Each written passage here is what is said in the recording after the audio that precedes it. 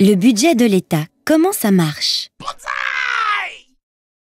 Le budget de l'État est constitué de recettes et de dépenses.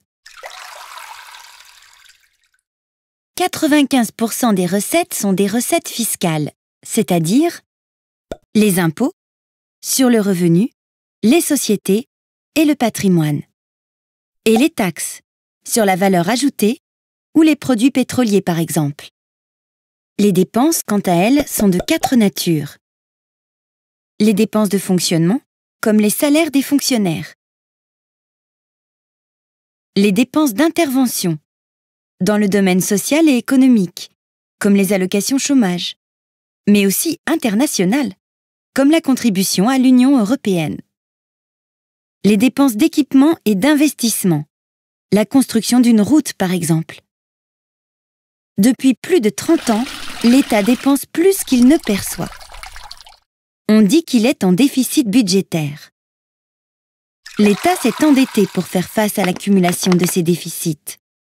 Il faut donc ajouter un 4e poste de dépenses lié aux intérêts de cette dette. Attention, nous parlons ici de déficit budgétaire, qui ne comprend que les dépenses et les recettes de l'État, et non de déficit public, qui prend également en compte celles des collectivités territoriales et de la sécurité sociale.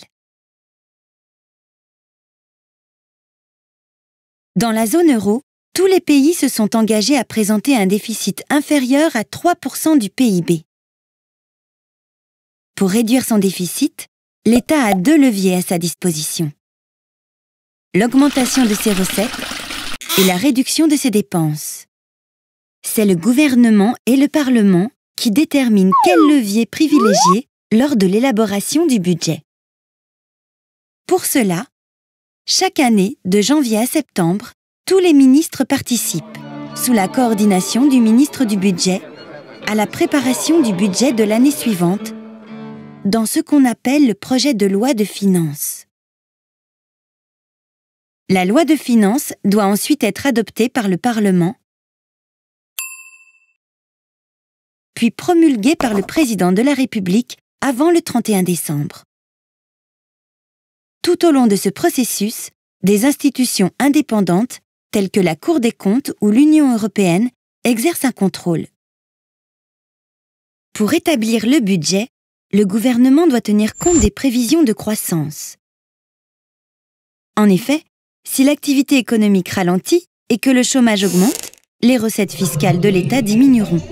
Et certaines de ces dépenses, les allocations chômage notamment, augmenteront. Réciproquement, les choix en matière budgétaire ont des effets sur l'activité économique. En effet, si l'État dépense davantage en prestations sociales afin d'augmenter le pouvoir d'achat des ménages, cela peut avoir un effet positif sur la consommation et la croissance. Les orientations retenues dans le budget sont déterminantes pour les politiques publiques. Il est donc essentiel qu'elles soient analysées et discutées dans le débat public.